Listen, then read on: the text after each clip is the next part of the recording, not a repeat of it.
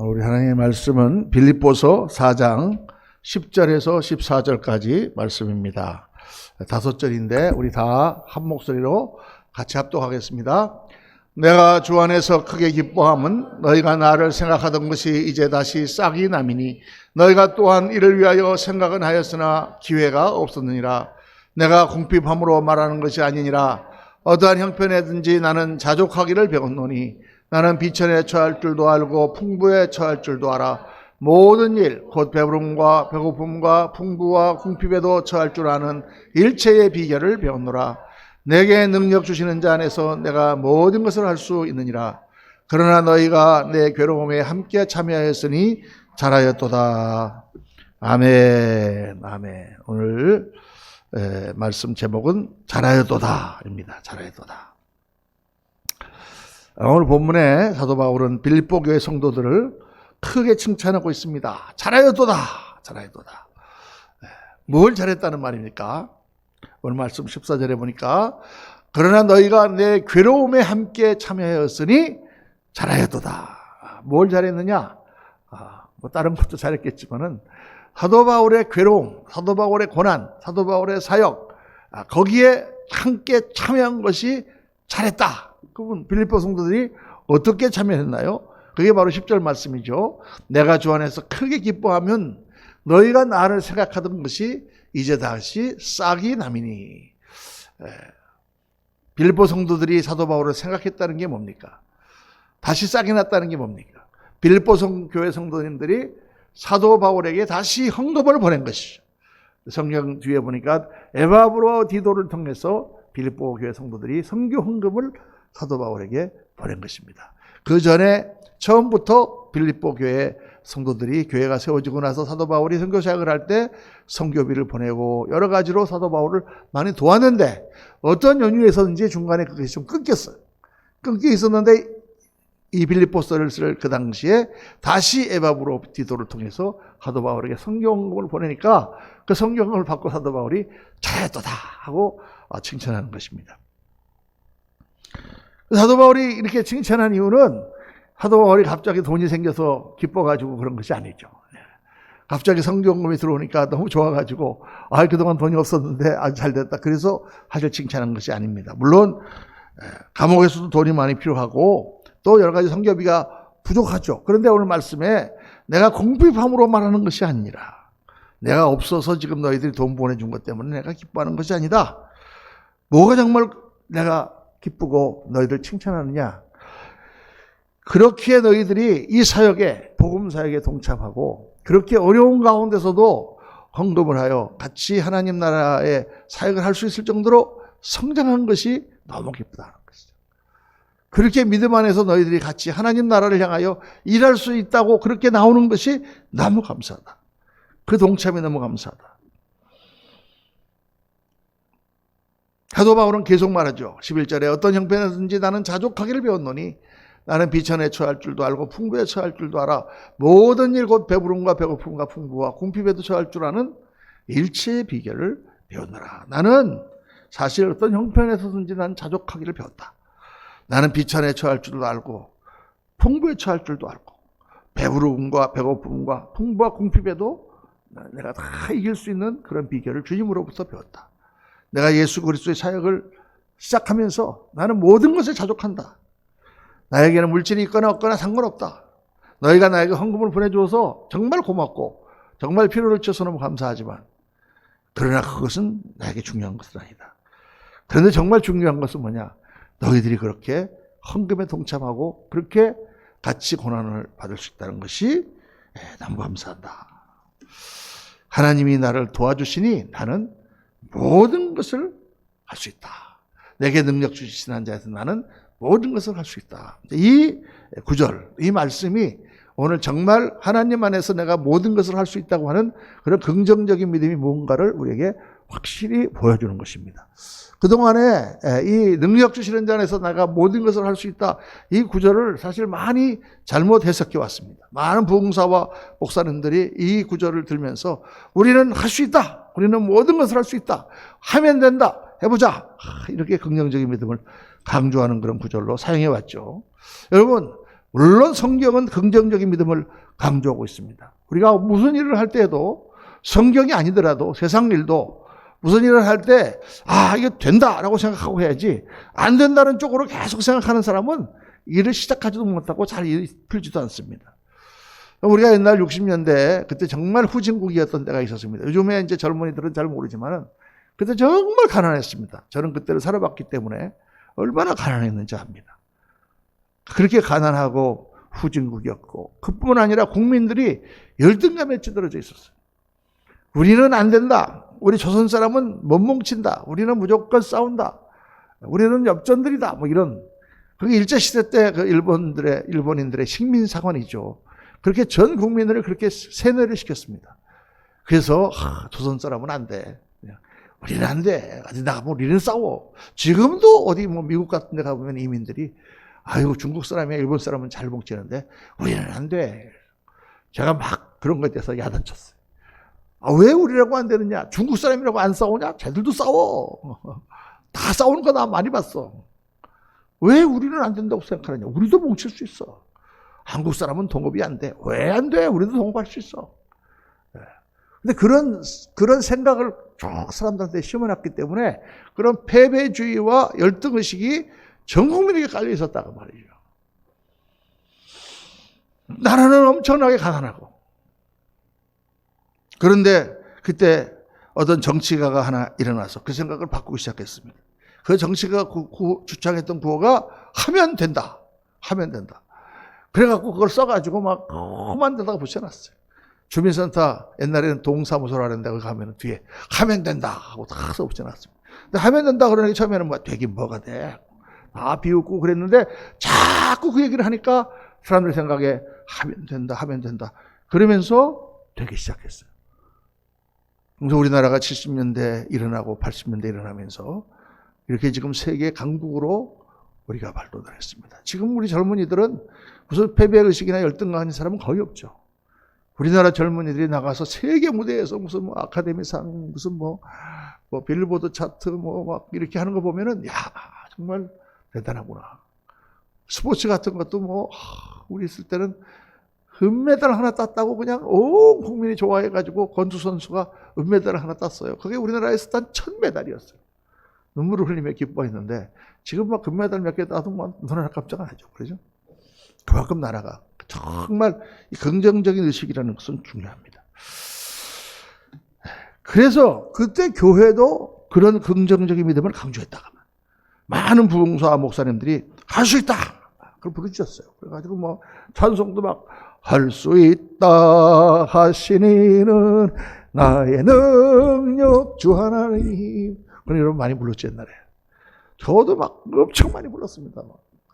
부르면서 우리 할 수 있다 해보자. 그래서 믿음으로 큰 예배당도 짓고 큰 일도 벌리고 성공하는 교회마다 성도들이 모여들었습니다. 그래서 그런 가운데 그 말씀에 순종해서 정말 열심히 헌신한 성도들이 많았습니다. 저도 목회를 하면서 예배당을 2차례 건축을 했습니다. 꼭 필요한 건물이었고 정말 우리 성도님들이 그 예배당을 짓고 얼마나 좋아했는지 하나님이 그 가운데 역사하셨어요. 그래서 정말 그 어렵고 가난한 성도들이 헌금하여 예배당을 짓고 저도 헌금 많이 했습니다. 빚까지 내가면서 그렇게 솔선수범해서 그렇게 하나님 앞에 헌금을 했습니다. 그래서 그렇게 헌신하여 순종한 성도들은 복을 많이 받았습니다. 지금 이렇게 미국에 가보면은 그때 그 성도들이 그 어렵고 힘든 가운데 하나님 앞에 정말 눈물의 헌금을 했던 성도들이 지금 얼마나 잘 살고 있는지, 자녀들이 얼마나 잘 되고 있는지 볼 때마다 마음이 흐뭇해요. 저도 복을 많이 받았습니다. 할렐루야. 그래서 얼마나 감사한지 몰라요. 정말 하나님께서는 약속대로 정말 하나님 앞에 헌신하는 자들을 그렇게 복 주시는 하나님인 것을 믿습니다. 하나님은 그런 긍정적인 믿음을 사용하시고 또 그렇게 긍정적으로 역사하셨다고 말이죠. 할렐루야. 여기까지 할렐루야입니다.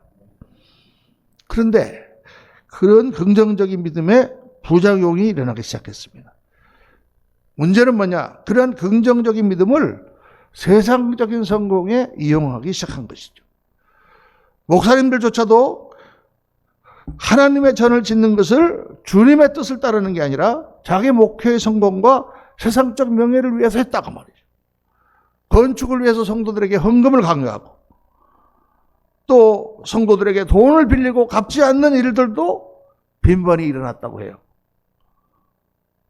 어떤 유명한 부흥사 목사님은 교회를 짓다가 돈이 모자라서 감옥에 갔습니다. 많은 교회가 건축을 하느라 은행에 빚을 많이 지고 지금도 그 빚 때문에 고생하고 있는 교회들이 꽤 있습니다. 왜 그렇게 큰 예배당이 필요한지, 왜 그것이 꼭 성도들에게 꼭 필요한 것인지, 왜 그 많은 돈을 예배당 짓는 데 써야 되는지, 정말 그런 큰 예배당을 주님께서 기뻐하시는지 이런 건 생각하지도 않고 그냥 하면 된다. 그 정신을 가지고 세상적인 성공을 향해서 줄다름을 쳤다고 말이죠. 그래서 시험 든 성도들도 많고 교회를 떠난 사람들도 많고 또 교회가 세상에 부정적인 이미지를 많이 심었죠. 지난날 우리가 한번 돌이켜보면 그렇다고 말이죠. 지금 교회가 많이 쇠퇴한 이유가 바로 그것 때문에 그런 것입니다. 그럼 긍정적인 믿음이 틀린 거냐? 절대 아니죠. 하나님은 긍정적인 분이십니다. 하나님이 긍정적이신 분이 아니라면 저나 여러분을 하나님 자녀로 절대 안 삼았을 것입니다. 우리 같은 사람을. 그렇죠? 이렇게 변덕스럽고 이렇게 약하고 이런데 이걸 하나님께서 자녀 삼으셔서 동역자로 삼으셔서 정말 예수님 보면은 베드로를 처음 딱 볼 때 예수님 뭐라 그러세요? 너를 장차 개발하리라, 반석이라 하리라. 여러분 베드로는 얼마나 흠이 많은 사람입니까? 제가 보면은 아유 저 베드로 저걸 어디서 써먹을까? 근데 주님께서는 베드로의 좋은 면을 다 보셨어요. 굉장히 주님은 긍정적이신 분입니다. 저도 그걸 배우려고 굉장히 노력을 많이 해요. 하나님이 긍정적인 하나님이세요. 자기 아들이 귀신 들려가지고 정말 불에도 뛰어들고 물에도 뛰어들고 발작을 일으키는 아들을 데리고 왔습니다. 그래갖고 예수님 앞에 고쳐달라고 하는 아버지가 어떻게 간구합니까? 선생이요, 무엇을 하실 수 있거든 우리를 불쌍히 여기사 이 아이를 좀 도와주십시오. 그런데 주님께서 뭐라고 하셨습니까? 할 수 있거든이 무슨 말이냐? 믿는 자에게는 능치 못함이 없느니라. 할렐루야. 그리고 고쳐주셨습니다. 할 수 있거든이 무슨 말이냐? 믿는 자에겐 능치 못함이 없느니라. 이게 하나님의 메시지요, 하나님의 품성이요, 하나님의 방법이다 그 말이에요. 그러니까 긍정적인 그 자체가, 믿음 자체가 절대로 필요한 것이고 나쁜 것이 아닐 뿐만 아니라 오늘 우리가 추구해야 되는 그런 믿음인 것은 너무나 확실합니다. 그런데 문제는 뭐냐? 그 긍정적인 믿음을 하나님의 뜻과 그 영광을 위해서 쓰지 않냐고 세상 영광과 세상 성공을 위한 도구로 이용한 것이 바로 문제였다 그 말입니다. 그러니까 오늘 이 말씀이야말로 긍정적인 믿음이 무엇인가를 확실하게 보여주는 것입니다. 사도 바울이 지금 내가 능력 주는 자에서 내가 모든 것을 할 수 있다 이렇게 말하는 것이 무슨 뜻입니까? 그것은 내가 가난하고 궁핍하고 고난을 당해도 하나님을 믿기 때문에 내가 모든 것을 할 수 있다라는 그런 긍정적인 믿음을 말하는 것이죠. 내가 비천에 처할 줄도 알고 풍부에 처할 줄도 알고 그런 것이 나는 관계없다. 내가 하나님의 사역을 감당하는 데 있어서는 하나님께서는 모든 것을 하실 수 있다. 이렇게 지금 믿는 거. 요게 바로 우리가 성경에서 말씀하시는 긍정적인 믿음의 진짜 내용인 것이죠. 그러니까 중요한 것은 뭐냐? 할 수 있다라는 믿음은 굉장히 중요한데 그것은 반드시 하나님이 기뻐하시는 일을 할 수 있다. 또 하나님께서 우리에게 정말 필요로 하는 일, 우리에게 시키시는 일, 그런 것을 우리가 해야 된다. 그리고 하나님을 의지하는 믿음 가운데 그 일을 해야 된다. 그렇게 할 때 하나님의 역사가 나타나는 것입니다. 세상적인 그러한 확신, 세상적인 긍정적인 믿음, 그걸 가지고 우리가 하나님이 기뻐하시지 않는 일, 세상적인 영화를 향해서 나갈 때 교회는 타락하고 망하게 되는 것입니다. 오늘 이 시대는 얼마나 돈을 좋아하는 시대입니까? 사람들은 돈밖에 몰라요. 하나님을 버렸습니다. 이 물질을 숭상하고 바알신을 숭상하고 하나님을 버리고 있는 이 세상 가운데서 오늘 말씀이야말로 우리가 어떻게 신앙생활을 해야 되는지, 오늘 우리가 어떻게 세상을 보고 살아가야 되는지 아주 중요한 교훈을 우리에게 가르쳐 주십니다. 오늘 말씀 중에 제일 중요한 첫 번째 포인트는 신앙의 결론은 헌신이다. 신앙의 결론은 축복이 아니라 헌신이다. 이건 굉장히 중요한 메시지입니다. 오늘 이 시대 여러분 예수 믿고 복 받기 원하십니까? 그 일부 예배 때도 이거 물어보니까 아멘을 못하더라고요. 그냥 방금 전에 내가 신앙의 결론은 축복이 아니고 헌신이다 그래 놓으니까 예수 믿고 복 받기 원하십니까? 그랬더니 다들 아멘을 안 하세요. 옛날에는 다 크게 아멘 했겠죠. 그렇죠? 근데 아멘입니다, 여러분. 복 받기 원하십니까? 아멘. 복을 받아야죠. 그 복이 뭡니까? 우선 돈 많이 버는 거. 할렐루야. 그 다음에 육신 건강한 거. 할렐루야. 그 다음에 우리 자식들 공부 잘하고 잘 되는 거. 할렐루야. 그 다음엔 큰 집 사는 거. 할렐루야. 그 다음에는 좋은 차 타고 다니는 거. 할렐루야. 그 다음에는 명품 사는 거. 할렐루야. 끝이 없어요. 복 받는 거 좋죠. 여러분, 저는 여러분이 그런 복을 받아서 그런 소원도 다 이루시기를 주의 이름으로 축원합니다. 아멘. 명품도 한 개씩들 다 갖고 다니시는 걸 저는 추천합니다. 돈이 있으면. 왜 우리 성도들이 돈 잘 벌고 좋은 차 타고 다니고 좋은 백 들고 다니겠다는데 내가 목사가 싫어하면 안 되죠. 절대 싫어할 이유가 없죠. 그죠? 네, 저는 너무 좋습니다. 그런데 우리 한 가지 알아야 되는 것은 그런 복은 어린아이 같은 수준의 복인 것을 알아야 된다. 그 말이에요. 그것도 다 복인데 그것은 어린아이 정도 수준의 복이다. 진짜 복은 뭐냐? 돈을 많이 벌되 돈을 많이 벌어서 하나님 기뻐하는 일에 쓰는 거가 복이다. 그 말이에요. 건강한데 건강해서 하나님 기뻐하시는 일에 하라고 하시는 일에 헌신하여 봉사하는 것이 복이다. 그 말이에요. 우리 자녀들이 다 잘 돼서 공부 잘하고 좋은 대학 가고 좋은 직장 다니고 그것이 끝이 아니라 그래서 우리나라와 전 세계와 사회와 하나님 영광을 위해서 아름답게 쓰임받는 것까지가 복이다. 그 말이에요. 그냥 잘 되는 게 복이 아니고 수준을 좀 높여야 되는 거예요. 우리가요. 그 사람들은 우리가 뭘 잘못하고 있냐면 아이들이 공부 잘해가지고 그냥 좋은 학교 가는 것만 가르치잖아요. 그렇죠? 근데 걔들이 부모를 공경하는 거라든가 걔들이 정말 다른 사람들을 위해서 도와주는 거라든가 정말 나라를 위하여 헌신하고 기여하는 것을 안 가르친단 말이죠. 그럼 저절로 배울까요? 저절로 걔들이 공부 잘하면 다 알아지게 될까요? 그런 애들도 있죠. 대부분 다 이기주의적이고 자기밖에 모르고 심지어는 부모도 모르는 그런 똑똑하고 공부 잘하는 아이들로 키운단 말이에요. 그러니까 안 되는 거예요. 그게요. 그게 무슨 소용이 있어요. 그게요. 그 모든 것은 독이 되지. 그러니까 진짜 복은 뭐냐? 그냥 우리가 세상에서 말하는 복을 받는 게 아니라 그것을 어떻게 잘 쓰느냐. 거기에 달려있는 것입니다. 쓰는 게 복이에요, 여러분. 버는 게 복이 아니라 쓰는 게 복이에요. 거기 진짜 아멘 해야 되는 거예요. 이게 수준이 높아져야 되는 거예요. 오늘 사도 바울이 빌립보 성도들의 지원을 받으면서 기뻐한 이유가 무엇입니까? 그들이 그렇게 신앙이 성장한 게 기쁜 거예요. 그들이 하나님 영광을 위해 고난 받겠다고 동참하는 게 기쁜 거예요.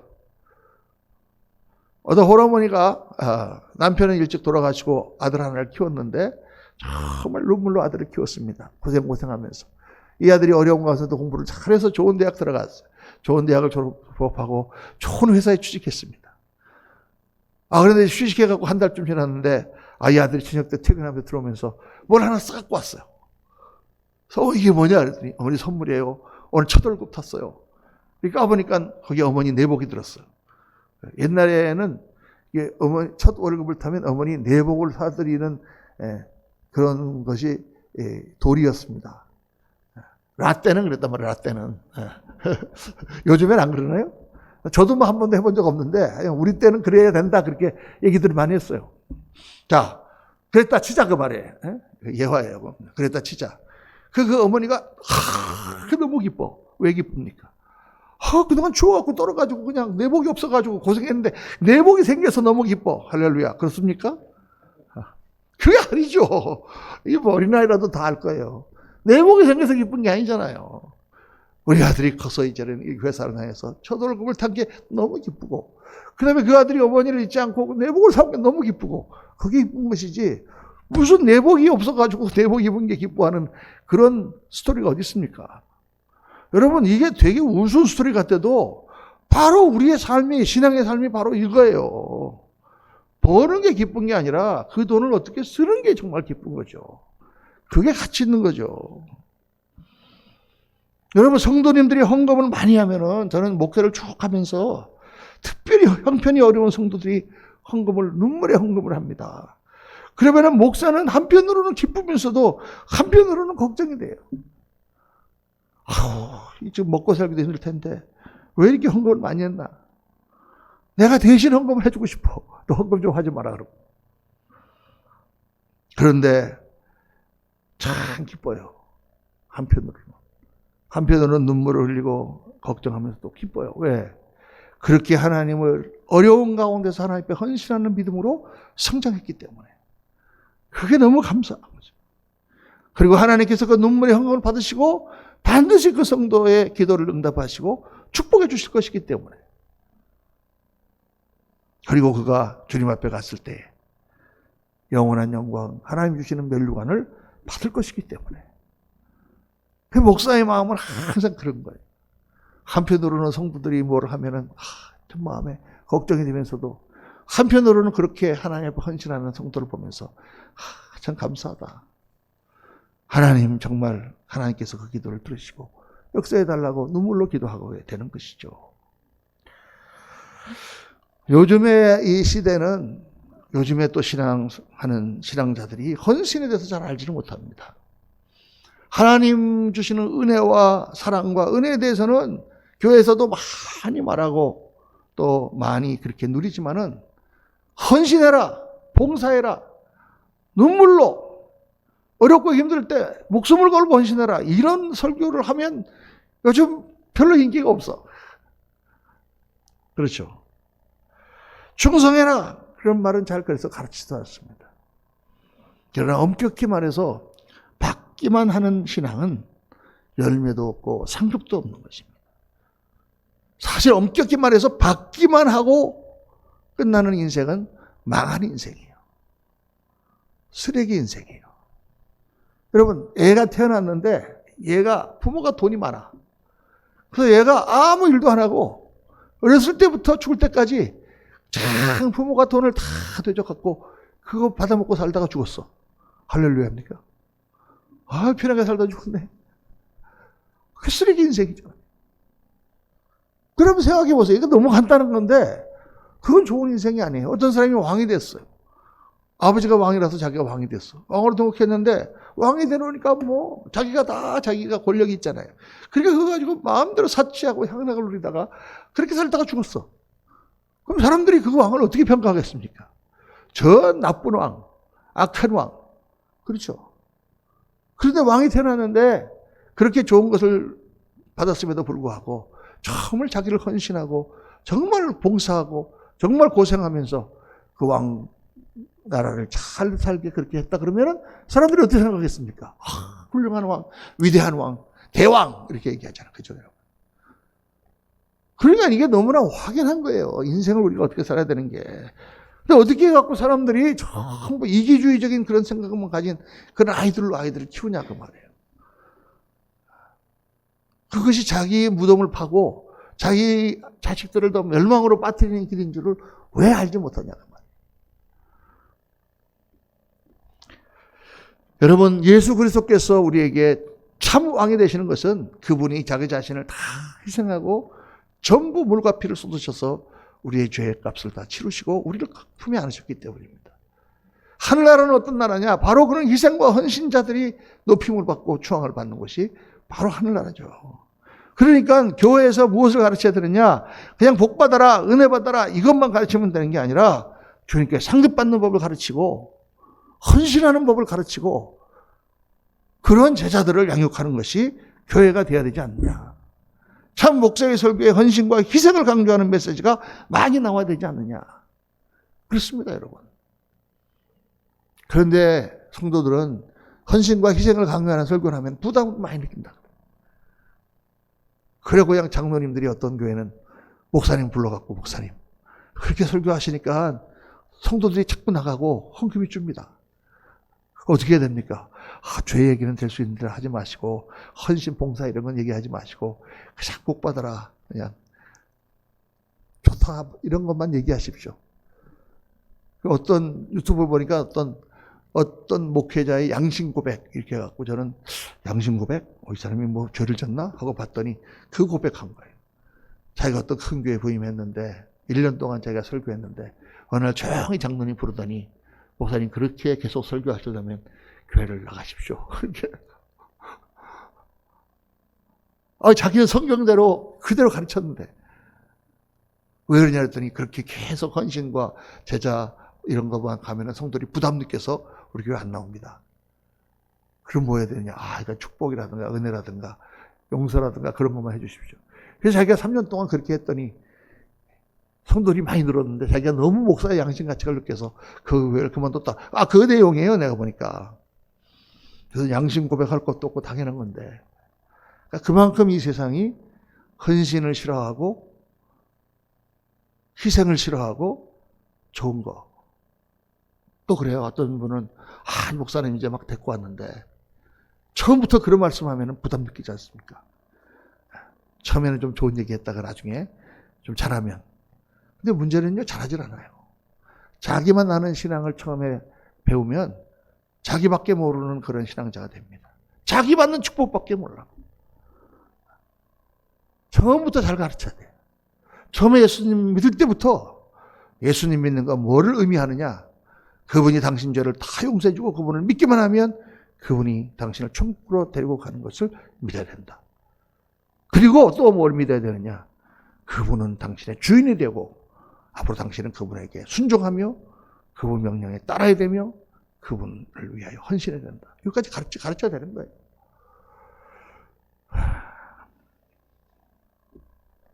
오늘 말씀의 가장 중요한 포인트가 바로 그겁니다. 신앙의 결론은 헌신입니다. 여러분, 우리 신앙의 결론은 헌신자가 되는 거예요.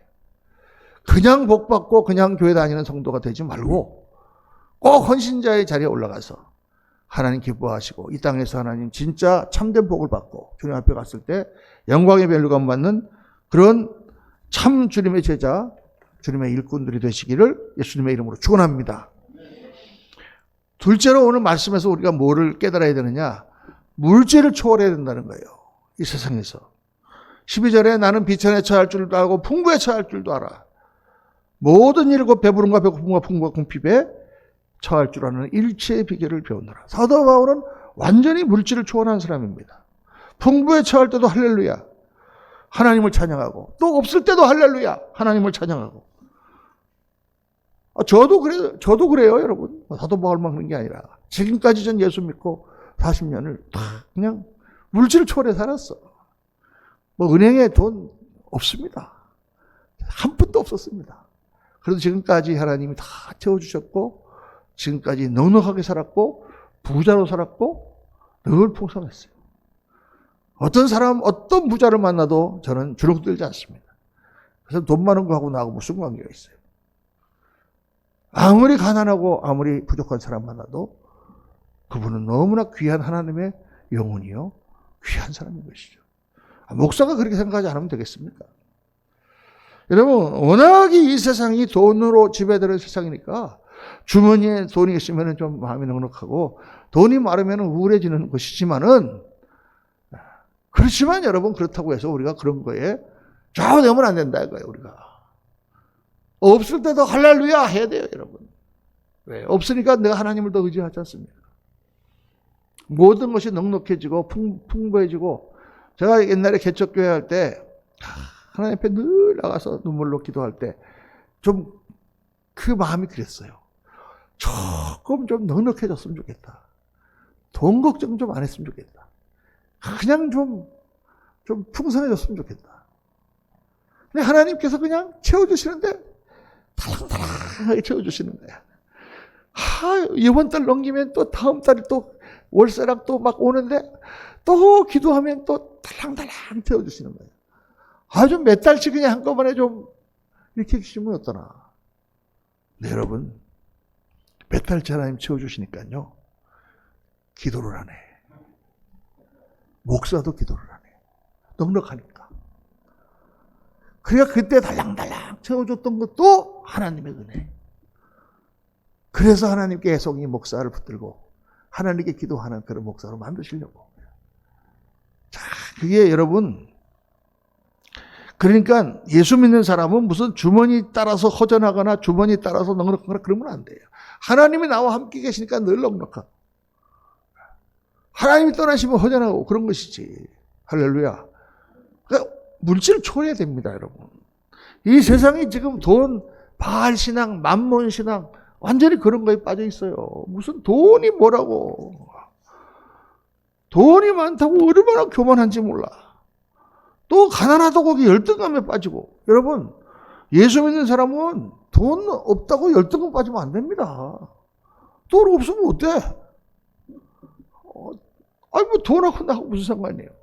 그까지 그거 갖고 뭐 그렇게 열등감 빠져. 내가 하나님의 자녀인데, 하나님이 나를 사랑하시는데, 이 없는 기간이 하나님의 훈련하시는 기간인데. 할렐루야. 아니 무슨 뭐 어디 나가서 일하다가 무슨 뭐 벤츠차가 앞에서 지금 카트 갖고 들어가야 되는데 거기다가 차를 떡 하니 불법 주차를 해놨어. 아 이거 치우세요. 그랬더니 뭐 벤츠차 주인이 나와가지고 막 야단치고 막 매니저 부르라고 그러고 무릎 꿇어 그러니까 거기서 무릎을 꿇고 막 그랬더라고. 옛날에 보니까 신문에 보니까. 그래서 내가 정신 나간 놈이라고 그랬어요. 내가. 누가 정신 나? 벤츠가 아니라 무릎 꿇은 놈이. 그 카트 그거 딴 데 가서 또 하면 되잖아. 딴 마트에 가서. 그거 잠도 주면 뭐 굶어 죽습니까? 그러면 죽으면 죽는 거지 사람이. 죽더라도 무슨 뭐 왜 내가 틀린 말 한 거 아니고 차를 치워야 되는데 안 치고 나한테 무릎을 꿇려. 우리가 인간이 가지고 있는 존엄성과 디그니티 있잖아요. 굶어 죽으면 죽었지 내가 왜 그래 거기서. 그렇게 돈에 약합니까? 돈 많은 사람은 또 그것 때문에 얼마나 교만한지 몰라. 지가 그냥 어쩌다가 돈이 많아진 거지. 그게 지가, 여러분, 돈 많고 더럽게 인생 사는 사람 많습니다. 돈은 적지만 깨끗하고 아름답게 인생 사는 사람 있어요? 어떤 쪽 할래요? 그냥 돈 많고 더러운 거 할래요? 옛날에는 안 그랬어요. 옛날에. 선비시대 때는 안 그랬어요. 중세시대 때도 안 그랬어요. 역사에 보면은 어떤 나라도 그런 나라가 없었어요. 요즘만 그래, 요즘만. 전 세계가. 돈에 다 미쳤어. 돈이 모든 건 줄 알고. 옛날에는 돈 하나 없어도 뭐, 다 당당하게 다녔어요. 그걸 회복해야 돼요, 여러분. 오늘 자문 말씀해 보면은, 혹 내가 배불러서 하나님을 모른다 여호와가 누구냐 할까 하며 혹 내가 가난하여 도둑질하고 하나님의 이름을 욕되게 할까 두려워합니다. 하나님 앞에 기도하면서 이게 지금으로부터 거의 3000년 전에 쓰여진 그러한 글인데 이런 말이 나와요. 내가 너무 돈이 많다 보면은 하나님을 몰라하고 하나님을 모른다 할까 그게 두렵고 내가 너무 가난해서 하나님의 이름을 욕되게 할까 두렵습니다. 하나님 적당히 저에게 주십시오. 이게 다 무슨 말이냐? 물질을 다스리고 물질을 초월하고 살아야 된다는 것을 말씀하는 것이죠. 하나님께 드리는 것도 그래요. 많이 드렸다고 자랑할 것도 아니고 적게 드렸다고 부끄럽게 생각할 것도 없고 단지 내가 최선을 다해 드렸는가? 그게 중요한 것이죠. 물질을 못 드리면 노력 봉사로 드리고 또 노력 봉사로 시간을 못 드리면 마음을 드리고 기도로 드리고 뭐든지 하나님 앞에 내가 할 수 있는 최선을 다해 드리는 거죠. 여러분 우리는 자랑할 게 없어요. 다 하나님 주신 은혜입니다. 그렇기 때문에 우리가 없다고 해서도 절대 그것 때문에 주눅이 들거나 그것 때문에 우울해질 필요가 없어요. 예수 그리스도로 인하여 기뻐하고 예수 그리스도로 인하여 자랑하는 저와 여러분 되시기를 예수님 이름으로 축원합니다. 세 번째 오늘 말씀 가운데 사도 바울이 한 중요한 말씀. 내게 능력 주시는 자 안에서 내가 모든 것을 할 수 있다. 하나님의 공급하심을 믿어야 됩니다. 다시 우리가 긍정적인 믿음으로 돌아가야 된다. 하나님은 우리에게 주십니다. 하십니다. 필요하면 반드시 주세요. 그러나 내가 지금 당장 필요가 없는 것은 하나님께서 안 주십니다. 내가 그것을 관리할 능력이 없으면 하나님께서 안 맡기십니다. 관리할 능력이 없는데 어떻게 맡기세요? 또 내가 그런 것을 인해 실족할 것 같으면 모든 것을 뺏어가십니다. 그게 나에게 절대로 좋지 않기 때문에. 그렇기 때문에 여러분 기도하세요. 하나님 앞에 믿음으로. 하나님 할 수 있습니다. 하나님 능력 주시면 할 수 있습니다. 내가 해야 될 일이고 또 하나님 필요하신 일이고 하나님 시키신 일이고 그러면 하나님 제가 할 수 있습니다. 기도하세요. 그러면 하나님이 응답하시고 하나님이 일으키시고 하나님이 다 필요한 것을 재능도 주시고 다 주세요. 사명을 감당할 수 있도록 하나님 필요한 자원을 공급하세요. 정말 많은 목사님들이요. 어떤 옛날에 유명한 목사님 계세요. 내가 누구라고는 말 안 하겠는데 이분은 너무 말도 더듬고 너무 설교를 못했어요. 그래갖고 한번 목사님이 새벽 설교하라 그래가지고 부들부들 떨면서 했는데 그날 딱 끝나자마자 부르시더래요. 그러더니 아니 어떻게 그냥 대학교도 좋은 데 나온 사람이 어떻게 그렇게 설교를 못해. 가만히 하니까 나가. 그래서 자기가 방을 나가라는 얘기인지 교회를 나가라는 얘기인지 그래갖고 그냥 답답해가지고 이게 어떻게 설교를 잘해볼까 해갖고 웅변학원을 갔대요. 근데 웅변학원도 이게 중급 이런 데 못 가고 초급을 갔더니 글쎄 전부 초등학교 3학년짜리만 다 거기 앉아있는데 그래서 걔들이랑 같이 웅변을 배우면서 설교를 배웠다 그래요. 여러분 그분이 대한민국에서 뭐 얘기하면 할 만한 큰 교회 너무 설교를 잘하는 목사님이십니다. 하나님이 재능이 필요하시면 다 그런데 중요한 거는 뭐냐? 내 안에 소원이 있어야 돼요. 소원이. 자, 빌립보서 2장 13절에 너희 안에 행하시는 이는 하나님이시니 자기의 기쁘신 뜻을 위하여 너희에게 소원을 두고 행하게 하시느니 내 안에 지금 무엇을 하고 싶다라는 소원이 일어나잖아. 요거 심상치 않은 거야. 물론 소원이 일어난다고 해서 100%다 그게 하나님 뜻이라고는 얘기를 못하지만은 내가 그걸 하고 싶은 소원이 일어난다는 것은 이건 심상치 않은 거예요. 그건 하나님의 뜻일 확률이 많아요. 그러니까 그걸 놓고 기도하는 거예요. 그럼 내가 못하는 것을 하나님이 잘하게 해주시고 훈련을 시키시고 변화를 시키시며 그렇게 되는 거예요. 저도 처음에 목사가 되기 전에 정말 목사 되는 거를 놓고 신학교 가는 걸 놓고 기도를 많이 했습니다. 그런데 뭐 우리 집사람도 반대, 우리 부모님도 반대, 우리 목사님도 반대하셔. 친구들도 다 반대해. 그리고 나도 확신이 없어요. 그런데 뭐가 있냐면 자꾸 목사가 되고 싶은 소원이 있는 거예요, 이 안에. 그러니까 이게 하나님의 뜻인지 아닌지를 알아봐야 될 거 아니에요. 그렇죠. 기도 가운데 하나님의 뜻인 확신을 갖게 됐죠. 결국은. 그런데 이 소원이 있다는 게 중요합니다. 왜 이게 하고 싶을까? 근데 그러면 재능이 없어도 하나님이 채워주시고 하나님이 필요한 자원을 공급하시고 길을 인도하시면서 훈련하시고 하나님이 만들어가세요. 그래서 성령께서 하시는 음성을 잘 들어야 되고 만약 그런 게 없으면 안 하셔도 돼요. 여러분. 꼭 우리가 인생에서 많은 일을 해야 되는 건 아니에요. 모든 일을 다 해야 되는 건 아니에요. 하나님의 뜻이라고 해서 다 여러분 선교소로 나갈 필요가 없어요. 내가 막 선교소로 나가고 싶은 열망이 있다 그러면 그건 기도해 봐야 되는데 어떻게 나가지? 그럼 그냥 계세요. 괜찮아요. 뭐 길티 필링 느낄 필요 없어요. 하나님이 과학자로 만드시려고 우리를 그랬으면은 일단 머리를 좋게 만드셨을 거예요. 근데 왜 머리가 별로 안 좋잖아요, 우리가? 그러니까 너무 과학자가 못 되는 거 가지고 고민하실 필요가 없어. 과학자가 그냥 그건 딴 사람이 하는 거고 나는 내가 준 만큼만 하면 되는 거예요. 그러니까 마음이 편하죠, 항상. 내 마음에 소원이 일어나면 하나님께 기도해보고 없으면 하나님 안 하면 되고요. 결론은 뭡니까? 우리가 하나님을 믿습니다. 어떤 하나님이냐? 그 하나님은 긍정적인 하나님이에요. 우리는 그 하나님의 주시는 능력 가운데서 모든 것을 할 수 있어요. 그런 긍정적인 믿음을 가져야 되는데 단 그 믿음은 이 땅에서 잘 먹고 잘 살기 위한 목적이 아니라 하나님 주신 것으로 하나님 영광을 돌리기 위해서 아름답게 쓰임받기 위해서 그렇게 우리가 나갈 때 주님은 우리를 복주시고 그 일을 감당하게 하시고 잘하였도다 우리에게 칭찬하시는 것입니다. 사랑하는 성도님들, 오늘 말씀 가운데 믿음 생활의 수준을 높이자. 그저 복받고 그저 하나님 앞에 나가서 그냥 문제 해결하고 헛소리 끝나는 게 아니라 정말 그 모든 축복으로 말미암아 하나님께 영광 돌리는 성도가 되자. 정말 하나님께서 기뻐하시는 성도가 되자. 하나님께서 잘하였도다 칭찬하시는 성도가 되자. 그러한 저와 여러분 되시기를 예수님 이름으로 축원합니다. 기도하겠습니다. 할렐루야. 아버지 하나님, 오늘 말씀이 얼마나 명확하게 우리에게 가르쳐 주시는지 모릅니다. 그동안 저희들 많이 헷갈려온 부분이 없지 않아 있습니다. 그런데 정말 긍정적이고 할 수 있거든이 무슨 말이냐 말씀하시는 주님의 음성을 듣고 그 믿음을 가지고 이 세상의 헛된 영화와 명예와 세상적인 성공을 향해 나갈 때 교회는 타락하고 정말 많은 문제를 낳는 것을 저희들 봅니다.